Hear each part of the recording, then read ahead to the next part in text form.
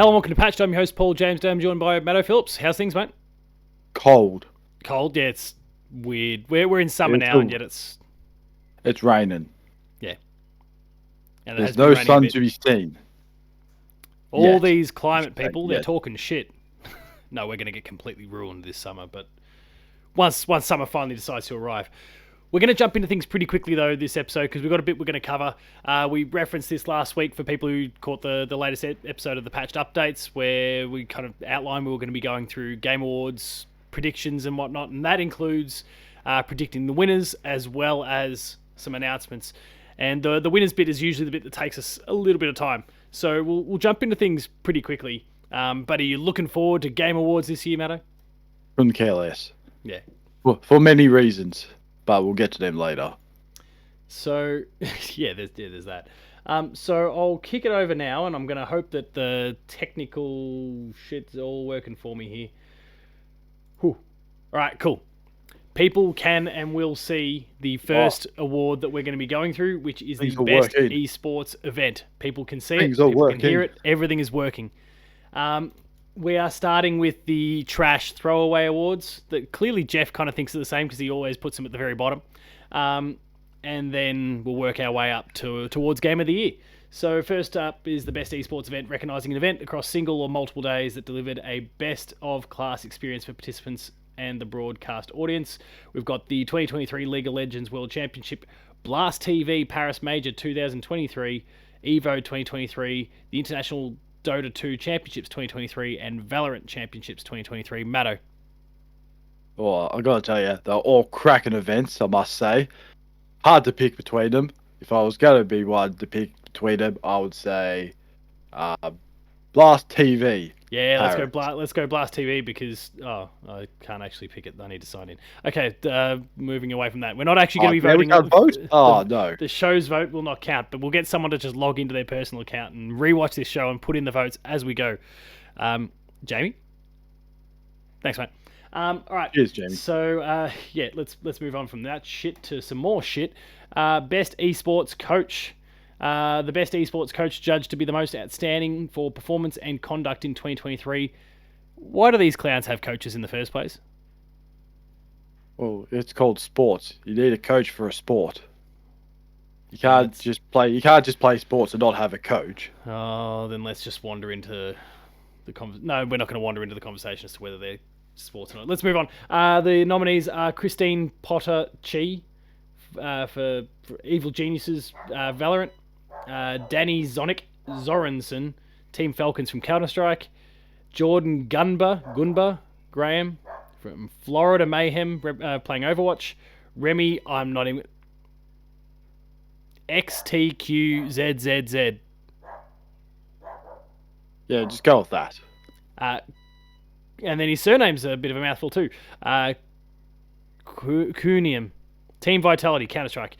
And Yoon, I'm going to call him Homie. Sun Yong. JD Gaming, League of Legends. Matto, who's winning? I'm going with the Homie. Going with the Homie, for sure. All right. As to your question, it's not a sport. Does it involve a ball? No. If it was 1999, yes, because it involves a ball, because that's what the mouses used to be. That's why we call them esports, which means we can change the definitions. You don't need a coach. You're a bunch of dorks behind your computers. Moving on. So if for some reason this episode gets picked up by anyone, we know exactly why. Best esports team, recognising a specific esports team, not the full organisation, judged the most outstanding for performance and conduct in 2023. We've got Evil Geniuses for Valorant, Fnatic for Valorant, Game and Gladiators for Dota 2, JD Gaming for League of Legends, and Team Vitality for Counter-Strike. Yeah. Who cares? All winners. Move on. I'm going to say JD Gaming, and I am basing that on the fact that League of Legends is still popular.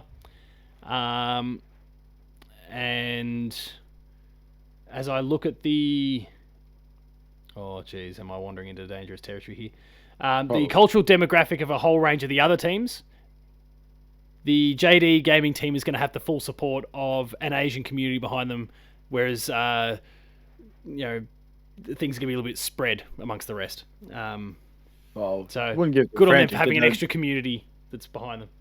Oh, good on them.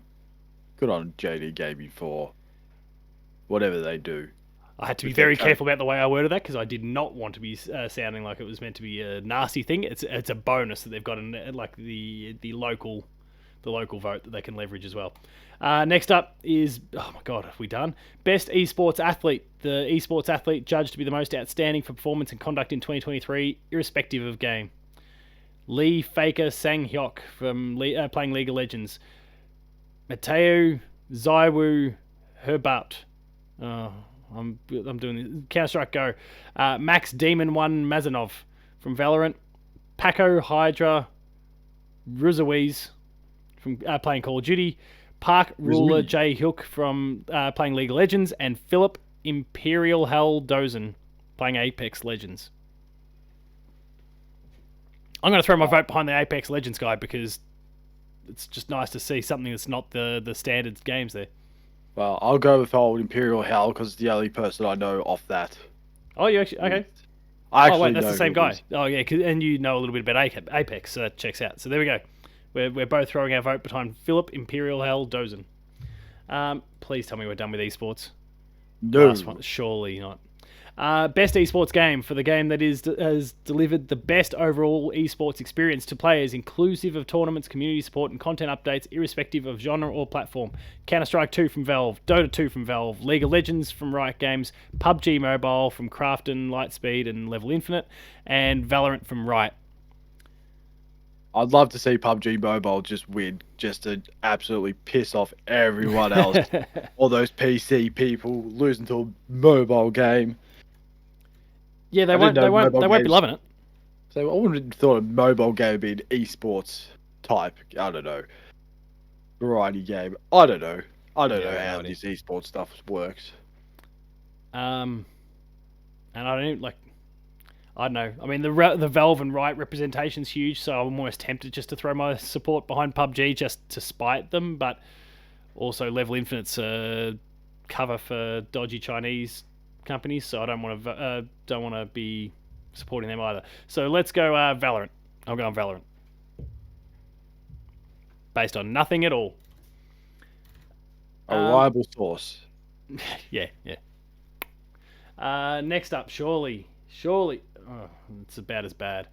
Content creator of the year for a streamer or content creator who has made an important and positive impact on the community in 2023.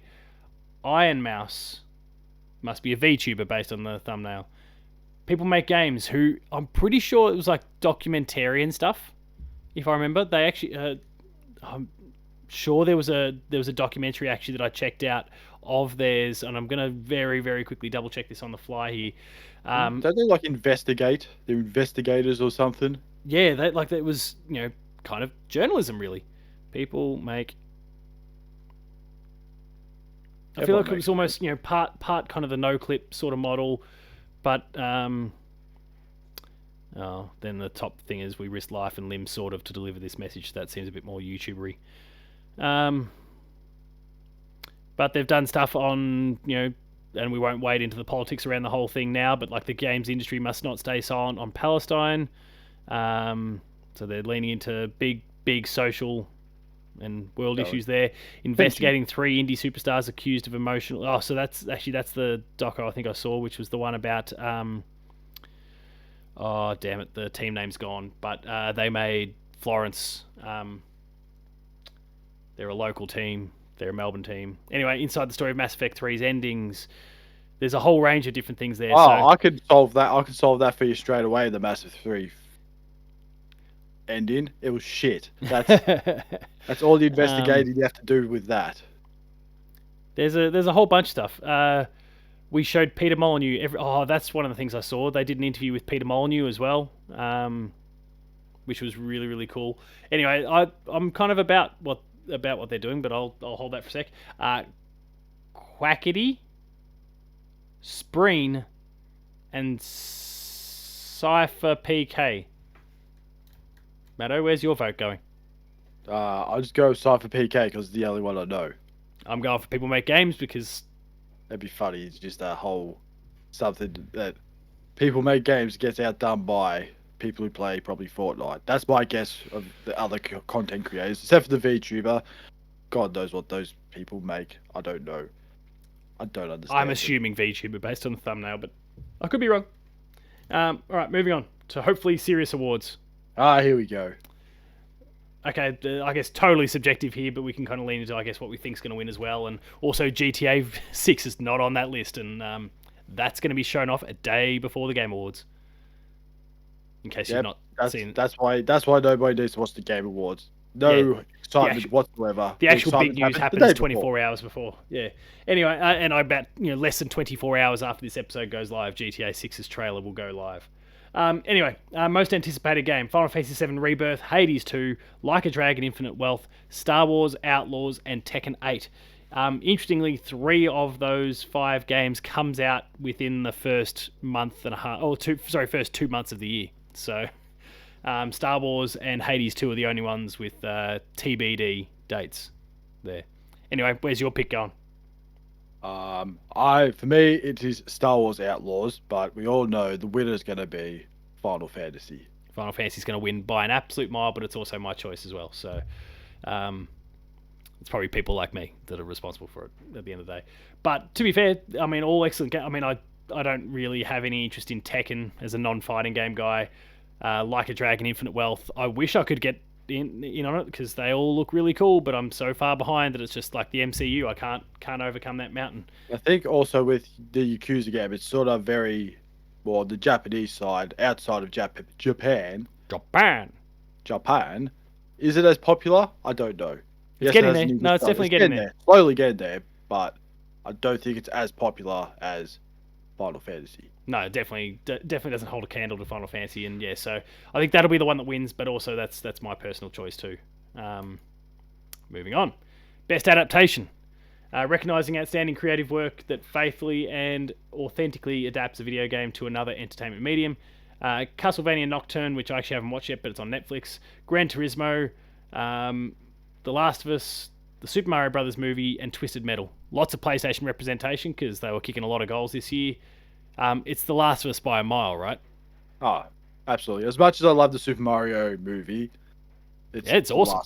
It's great. It is great, but unfortunately, The Last of Us is much better. I have to say. I watched that one episode, said, yeah, this is good, but I never watched the rest of it. I already just know, watching the first episode, it's like, yeah, it's good. So you haven't watched any more than that first episode? Yeah, because I already know what's going to happen. No. I know, but I'll just watch the first episode. Episode 3, for example, is just huge. I know, but I'll just watch the first episode. And that's all new storytelling. That is all new story in that episode. I know. I know, because I watched the first episode and go, yeah, I know what happens here. That person dies. I've played The Last of Us. I know what happens. It's no suspense to me. Even though, yes, I know it's great. Everyone says it's great. I get it. But to be fair, very few have had the experience I've had, which was thanks to the getting the screeners of the show beforehand. I got to see the giraffe scene with the giraffe not CG'd in properly yet, and so it was some weird shit. So was it Harold? There was green screens and all sorts all over the place, and then a kind of giraffe in the middle. It was all very strange. Was it Harold from the old van? Not quite, but not far off. Yeah. The Last of Us by a mile, right? But all credit to the Mario Brothers movie. Twisted Metal, which I've actually watched in its entirety and is surprisingly good. Gran Turismo I haven't checked out yet, and Castlevania I'm actually behind on the actual rest of the series. So I've only heard good things about this new one, but I haven't caught up, so not yet. Okay, best multiplayer. Outstanding online multi. Yeah, we don't need to describe the thing. Sponsored by Discord, apparently. Baldur's Gate 3, Diablo 4, Party Animals, Street Fighter 6, and Super Mario Brothers Wonder. We're taking the piss with Mario Wonder in there, right? Yeah, they just had to fill it in, to be honest. Like, let's just have one. Even Street Fighter 6. I know it's popular, but let's be honest. Baldur's Gate and Diablo 4 were far more popular. I mean, I don't hear, like, as much as Baldur's Gate's obviously huge, and I know the online multiplayer is there, I don't really hear people talking too much about their online experiences. I feel like despite the fact that the feature's there, it feels like it's still a single player or a couch co-op thing, and not so much, I suppose, couch co-op still fits under multiplayer, because it wasn't online multiplayer, was it? Yeah, it's just multiplayer. So I guess it makes it okay. I'm gonna go Diablo 4.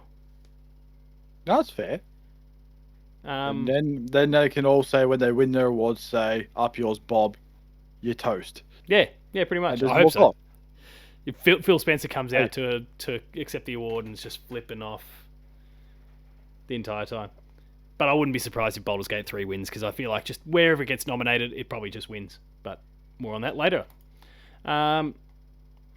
Best sports and racing game. EA Sports FC 24. I nearly called it FIFA.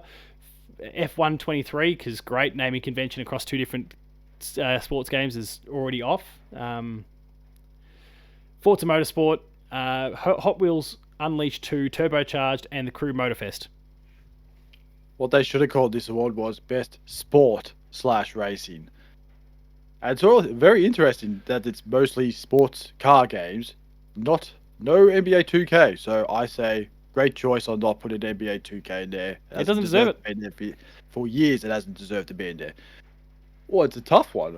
I'd love to say Hot Wheels just for a laugh, but it'll probably be like whatever EA Sports FC. What, they don't call it FIFA anymore? No, they broke up with FIFA. Oh dear, what a shame. Because FIFA was trying to gouge them too much money, so they're like, nah, fuck you guys, we're out. I thought they got enough money from the Qatar World Cup bidding. Clearly not. Apparently No. not. Apparently not. I'm going to say that a whole lot of things split the vote here, and that Forza benefits from being an Xbox exclusive, and maybe the Xbox fans will throw some weight behind it. So I'm tipping Forza. Also, it was brilliant. As someone who's not like a racing game guy, especially kind of like sim style racing, I really, really enjoyed it. So there's where my vote goes. What did you land on in the end? I said the football one. Oh yeah, FC. I can get that. Next up is Best Sim/Strategy, which is always a weird collection of games that don't really marry up too much. But anyway, Advance Wars 1+2, Reboot Camp, City Skylines 2, which is out only on PC at the moment. The console version was delayed to next year. Company of Heroes 3, Fire Emblem Engage, and Pikmin 4.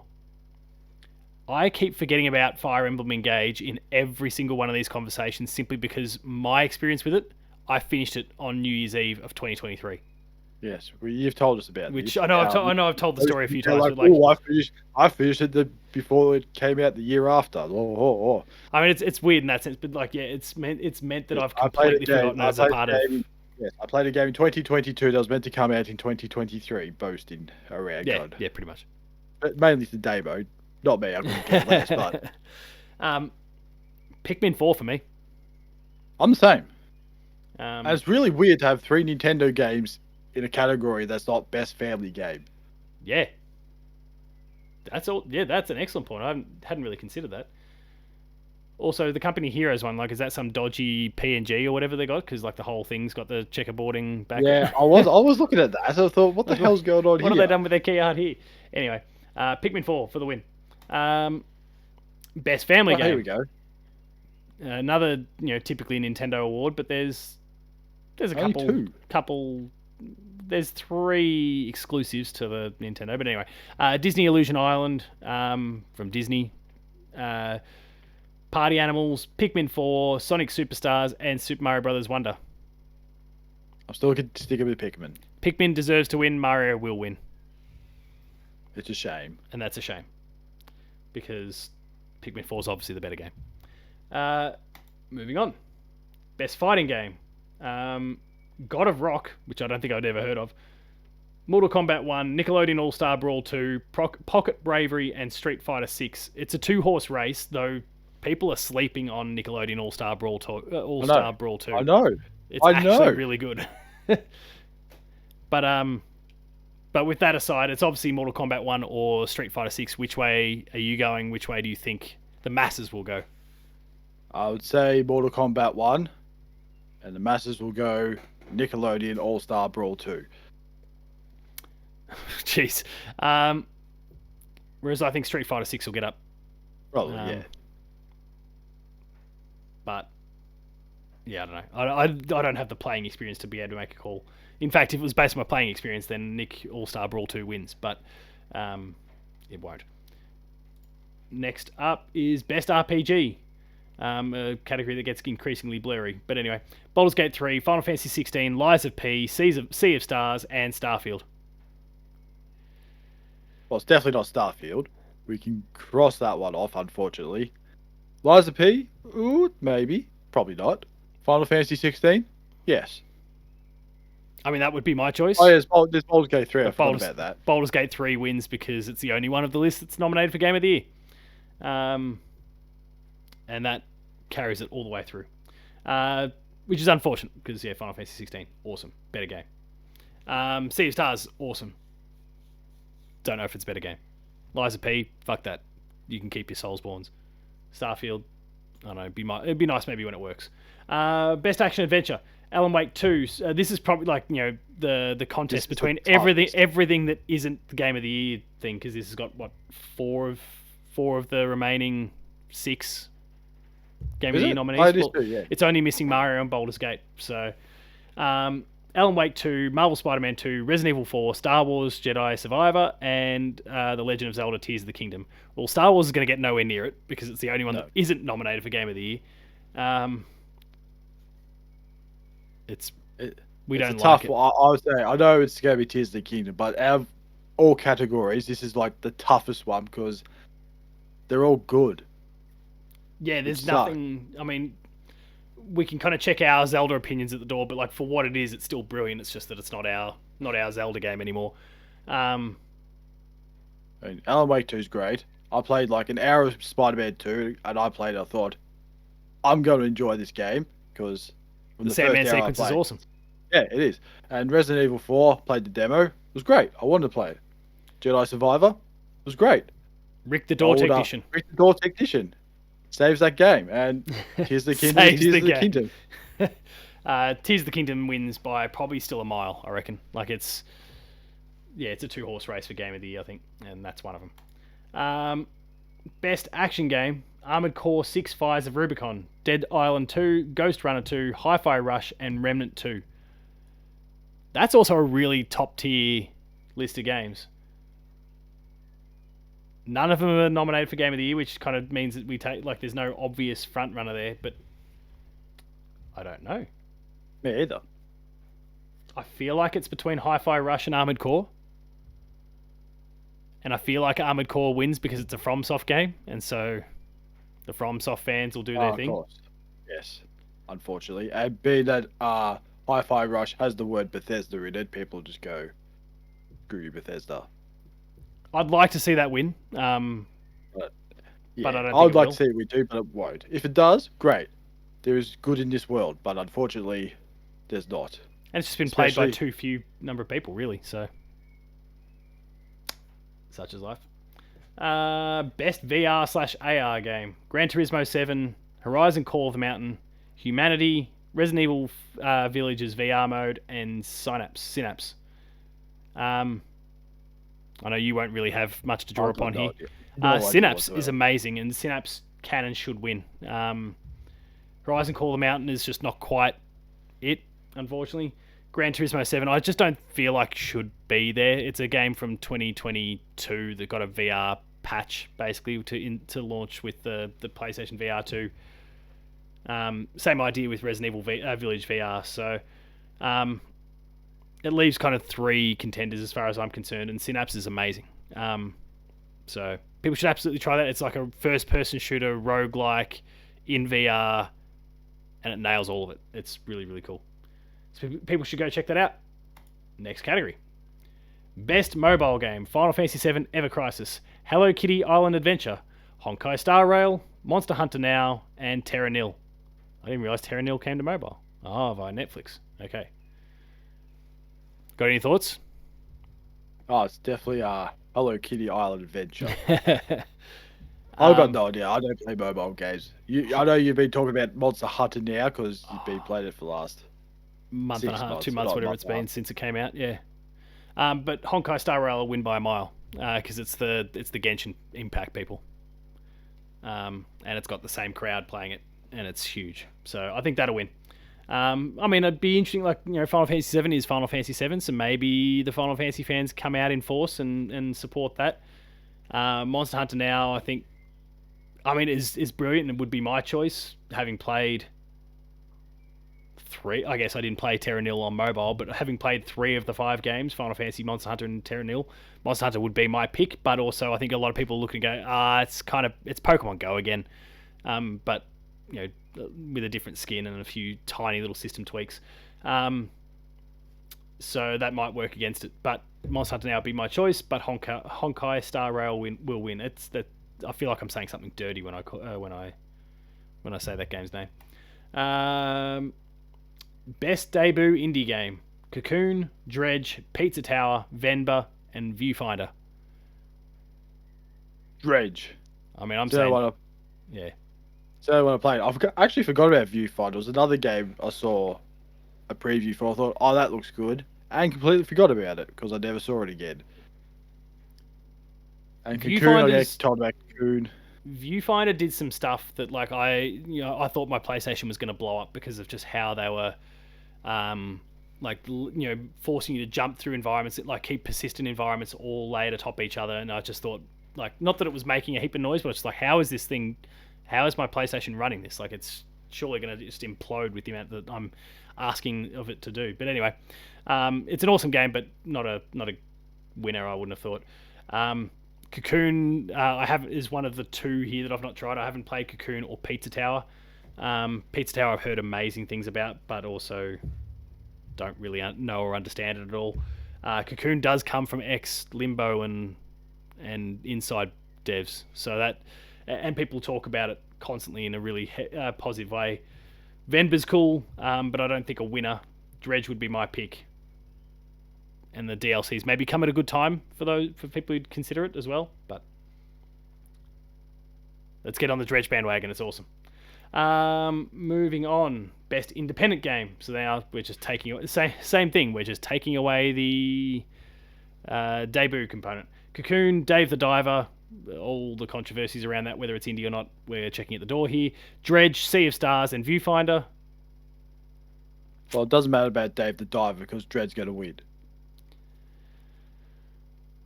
Yeah, I'm between Dredge and Sea of Stars, but I think Dredge.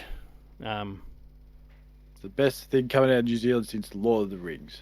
Yeah, maybe not wrong, actually. Their cricket team can't get the job done.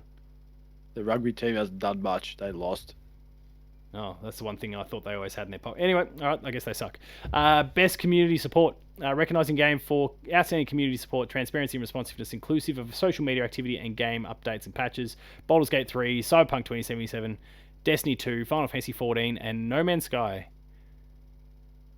I mean, it's probably just Baldur's Gate 3 again, right? Probably, but I'm just going to say Cyberpunk, just for the amount of work and updates that they've done. It probably deserves that game. And also, trains are now in production in that game. You can now ride a train, which you couldn't do before. Well, that's a win. It's only taken them 3 years to do, but it's great. That's the final patch update for that game. Train riding.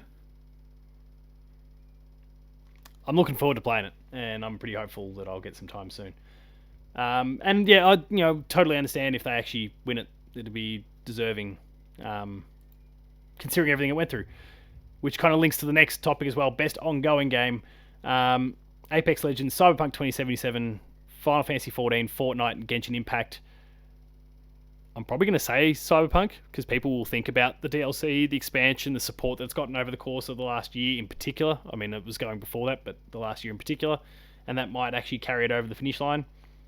But of course, Final Fantasy 14, Fortnite, Genshin are all serious contenders. Unfortunately, they're there too, which sucks. Makes it a little bit harder.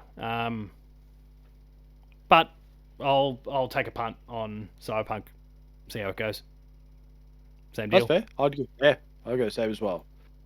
Next up, Games for Impact. I'll clarify this one for a thought-provoking game with a pro-social meaning or message. A Space for the Unbound, Chance of Senna, Goodbye Volcano High, Chia, Terra Nil, and Venba. Most of these games I haven't played. I played one. Or for about 20 minutes, I played one. That was Chia. Chia, yeah. I don't know. I want to go nowhere near Goodbye Volcano High. You can keep your very furry inspired stuff to yourself. Venba is excellent, but again, like I said before, probably doesn't win. But then I keep hearing amazing things about this Chance of Senar recently. More and more people seem to be discovering that game and talking it up. So I think I need to give it a crack myself.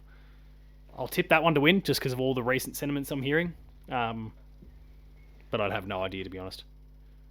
Any thoughts, Matto? No, I got none. Done. Moving on. Cheer's probably not going to win because it's not the most exciting game I've played. But I haven't played the others either, so I can't really say Cheer's going to win. If it does, then good on them. Yeah. Innovation in accessibility, recognizing software and or hardware that's pushing the medium forward by adding features, technology, and content to help games be played and enjoyed by an even wider audience. Diablo 4, Forza Motorsport, Hi-Fi Rush, Spider-Man 2, Mortal Kombat, and Street Fighter 6.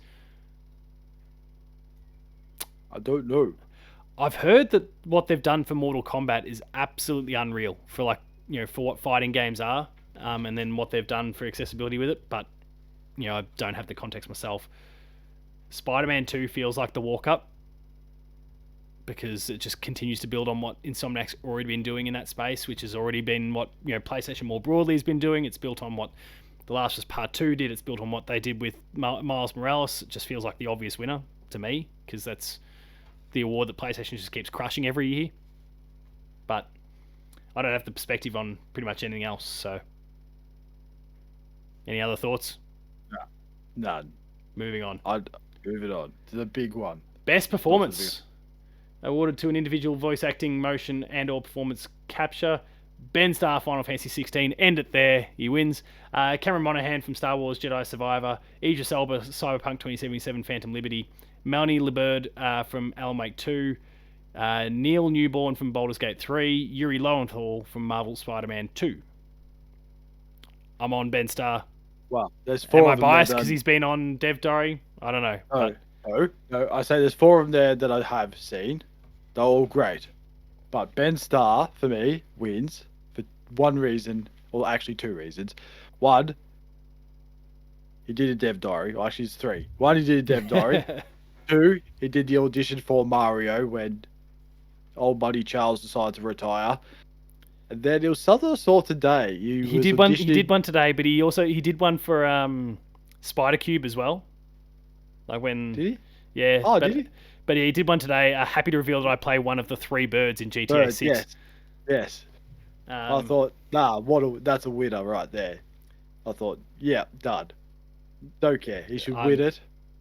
I deserves it more than. I mean, the others have been fantastic. Deserves it more than anyone, as far as I'm concerned. Get on the Ben Starr bandwagon. Best audio design, recognize. Oh yeah, that's fine. Alan Wake 2, Dead Space, Hi-Fi Rush, Marvel Spider-Man 2, and Resident Evil 4. I feel like because it's kind of a rhythm game, so the music and sound design is kind of integral to it. That maybe that's a Hi-Fi Rush win.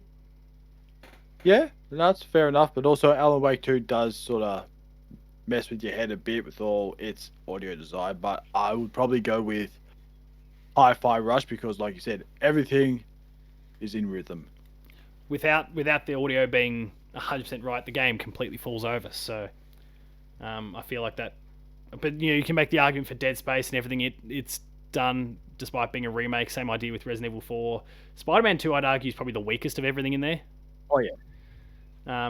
Not that it's bad, but just in comparison, it's an action game.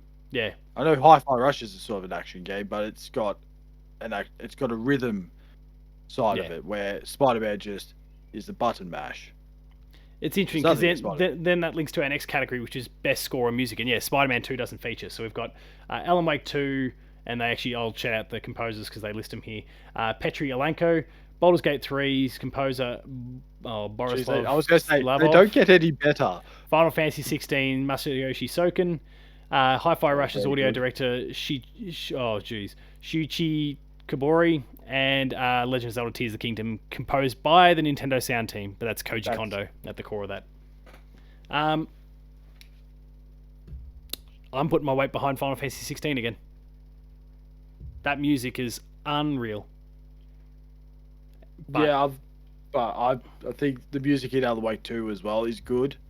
Hi-Fi Rush, also good. Yeah. Tears Zelda of the Kingdom, is Zelda. probably good.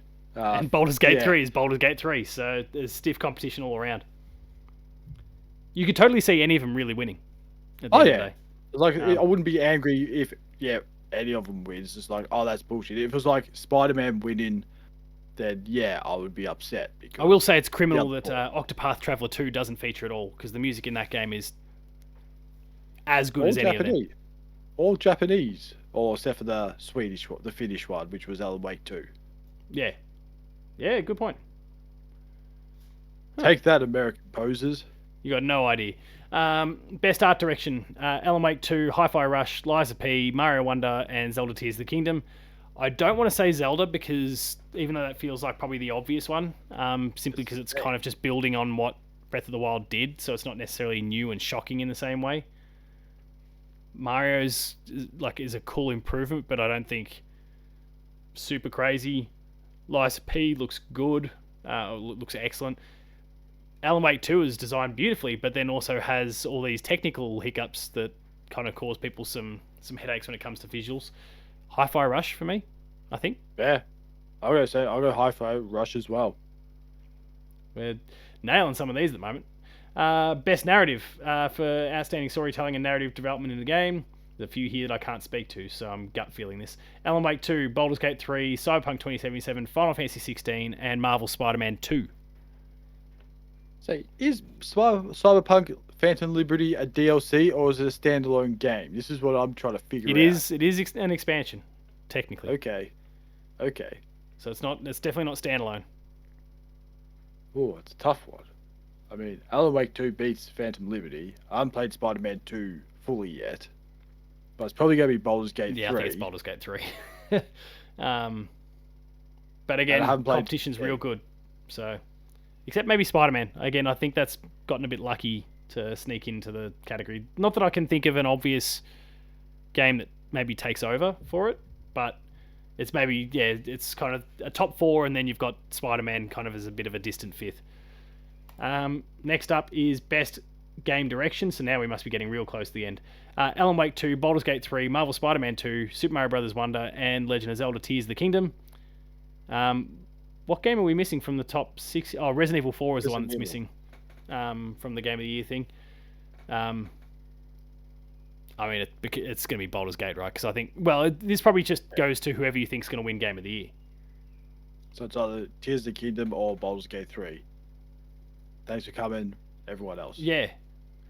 I mean, I could see Alan Wake actually, maybe making a shot out of it simply because, maybe it's not going to win Game of the Year because in the eyes of the people it's not better than Baldur's Gate or Zelda, but because of how it's kind of reinvented itself from the first to the second, and that's kind of down to the direction, that maybe that could actually come through and steal it.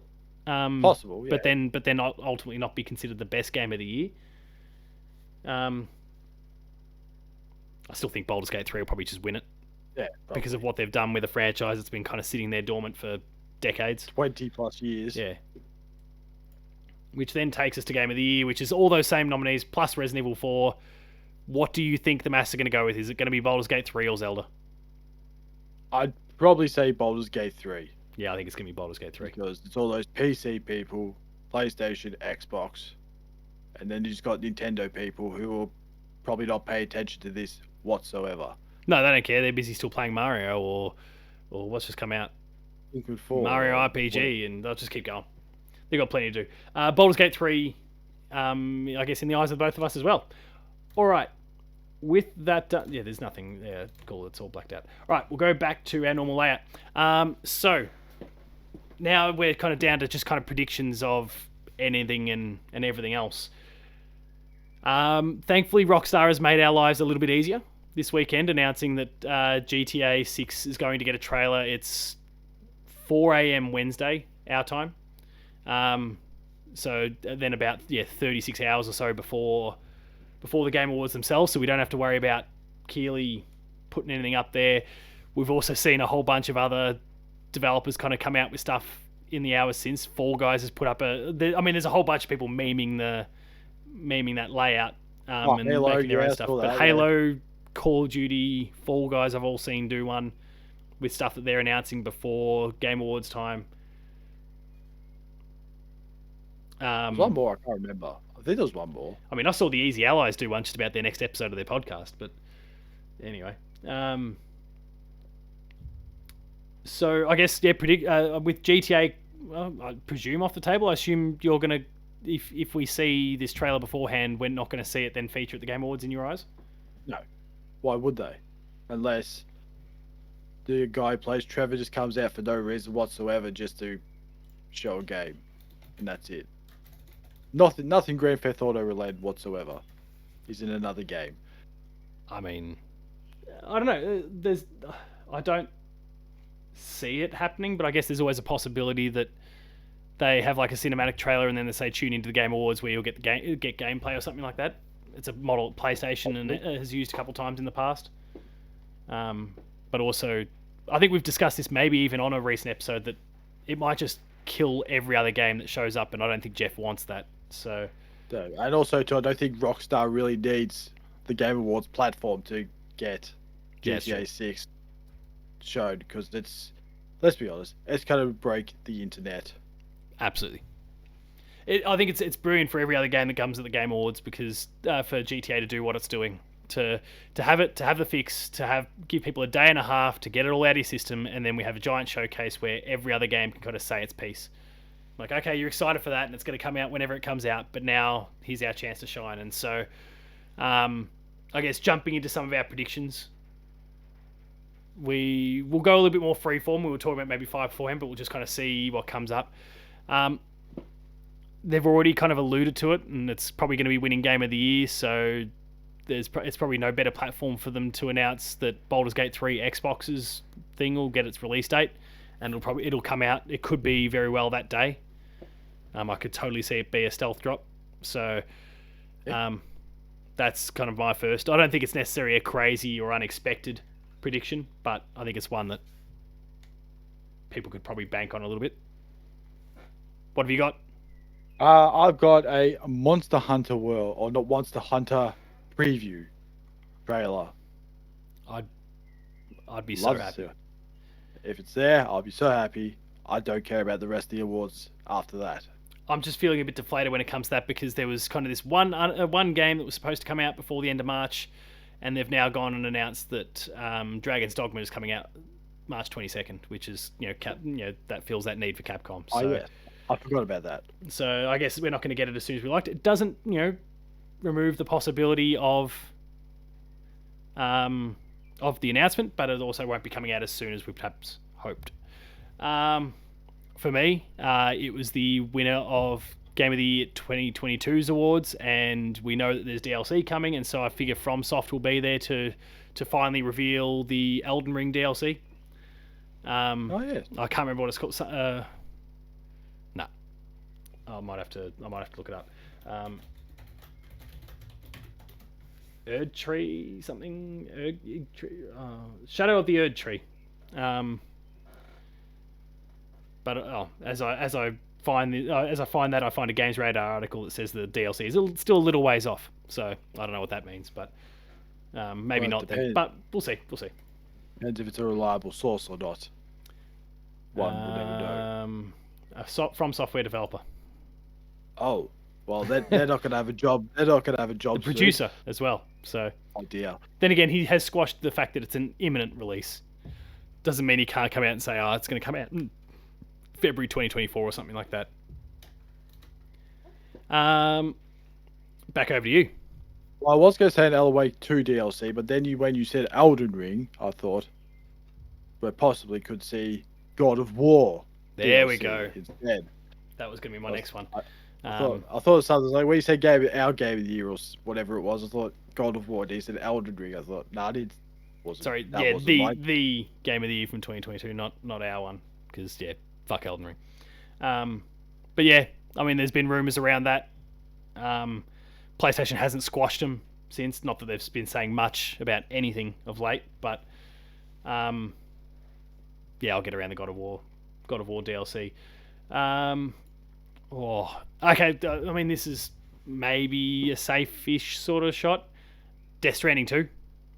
Kojima to turn up, do his thing, because he's actually gone quiet on the trailer front for a while. It's been a while since we've seen him or Death Stranding, maybe even a year. So for him, that's Really? like an eternity. Seemed to be taking pictures of other celebrities. That Oh, are he's hanging out not. with I celebs mean, all the time. But I don't think he's playing. I don't think he's making any games at all. He's just hanging out with celebs. yeah, living life as far as I'm Living concerned. life is. But yeah, there's that. I guess I'll throw it back over to you. Any thoughts on Kojima actually? Beyond that? No, unless there's a Metal Gear Solid related thing, then probably not. But he's Okay. not even involved. He's not even involved. No, he in won't that, be so involved in it. So he doesn't really care. But my next one would be, I don't know if there has been any trailers for it. I've seen pictures. Don't know if there's a trailer of the Fallout TV series. So Okay, go on. there's a trailer that's going to be out before the Game Awards for that. I think it's I saw this morning that the Amazon Prime. I'm going to find my screenshot. The Prime Video YouTube account. Where's it gone?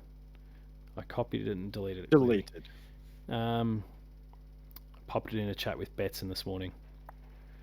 There we are. Hang on. Not PlayStation For December 3rd at 3:25 in the morning for us. 3:25. What I mean, What a strange time. the 25 bit is the bit that confused me, but it might be Oh, that the 25 part. I mean, Amazon might have a whole sequence of different ones. But anyway, it's a video from the official Prime Video account. It's titled "Please Stand By," and then as you open up this, like the temporary thumbnail is the Fallout "Please Stand By" sort of thing that you know. So, but before this episode goes live, I expect we'll actually already have a trailer for the Fallout TV series. oh, Sorry to okay. steal the thunder on that one a little bit, but yeah. That's all right. I wasn't sure. I just saw pictures and I didn't really do much research on it. I thought, surely there's got to be a video or something. Yeah, well, look, that Put only it on. kind of popped up this morning, and honestly, it's pretty low key. Like it's a scheduled video to premiere. So, but probably by the time we wake up in the morning, we'll already have a trailer for Fallout. Oh, there you go. So I guess my next one, surely they've got to put a date on it this time. Sure, like Xbox is already talking again that they're going to show up with something. Surely they show up with Hellblade 2 and date it this time. Oh, yeah. Not big baby Forgot demos, which is now 2 years old. That demo. That wasn't last year. No. Because they didn't show up to the Game Awards last year. Older than that, isn't it? Yeah, they didn't show up to the Game Awards Baby? last year, so that Burning Baby demo is 2 years old. No, I reckon it's older than that. Oh, could be again, but Could be like 3 or 4. I felt like it was an eternity, that Burning Baby. And then we saw nothing. having first been revealed at 2019 before a trailer was shown 2 years later at 2021. No, it was 2 years. Yeah. Okay. Feels longer than that. Because we saw a bit during the Xbox showcase in the middle of the year, but it was like that. It was really kind of about Senua's kind of psychology and all that sort of stuff, and it was weird. It didn't present very well at all, especially if you didn't know anything about the game at all. But no, I feel like this has got to be the one. They've got a date it this time. Yeah, that's about all I got to add on that one. I just think that's kind of a bit of a walk up that they need to just try and nail at this point.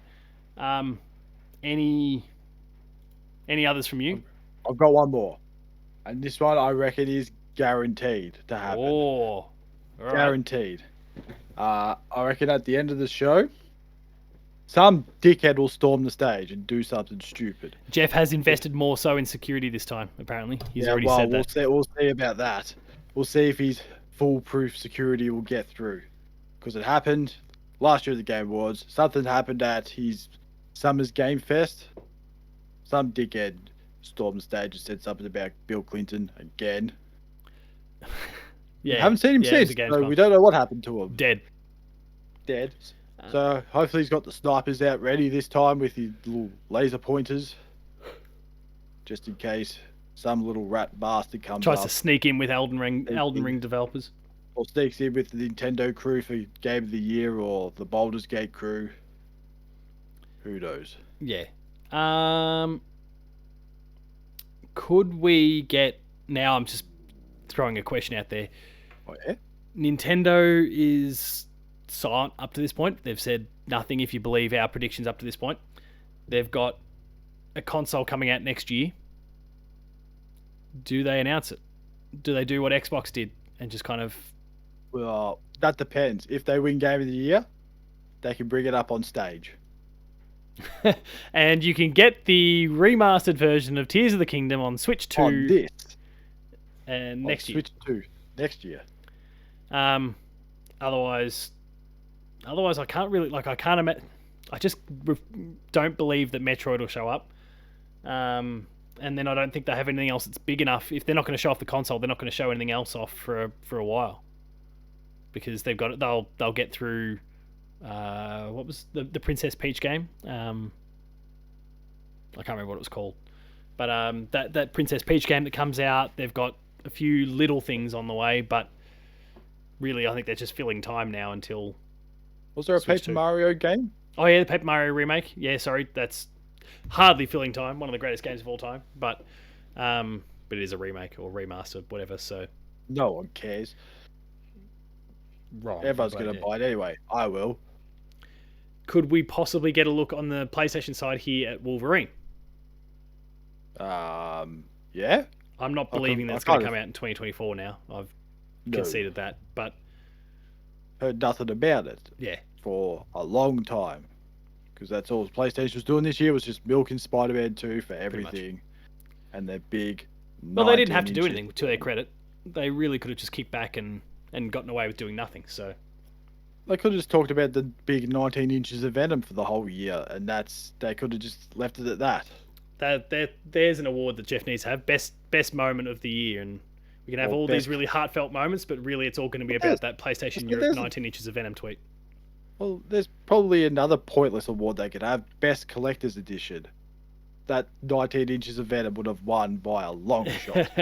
It's a damn good statue. Or the Gotham Knights $99 special sale could have also won. True. Who knows? Any other announcement predictions at all? It's hard to get in the weeds with indies. All right, actually, just because I'm not going to put it out there. I'll ask the question. I'll just see what you think.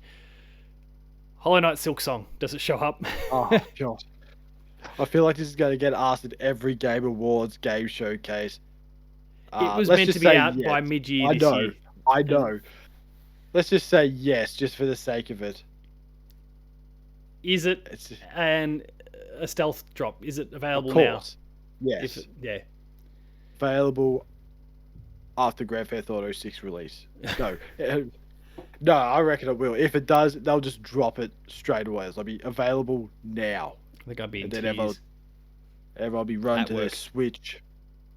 Yeah, I think I'm going to bring my Switch to work on Thursday, Friday, whatever day of the week it falls on for us. I think it's Friday. I think I can't afford to not have that. Any other predictions at all? No. All right. I think everyone's just playing it safe. Just wait and see where Grand Theft Auto 6... Get out of GTA's way. Get out of GTA's way. Leave it alone. Don't announce nothing. Pretty much. Well, we'll wrap things up there then. If you enjoyed this episode of Patch, please be sure to like, share, and subscribe. All the buttons down below. Hit the notification bell. That way you're alerted to every new video the moment it goes live on the channel.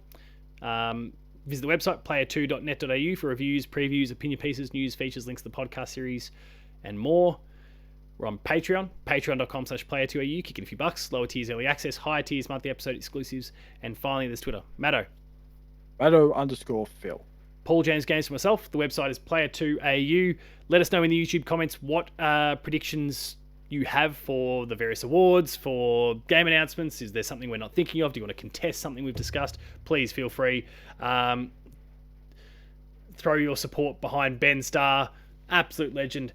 Check out Dev Diary. He was on it just last week. That's cool.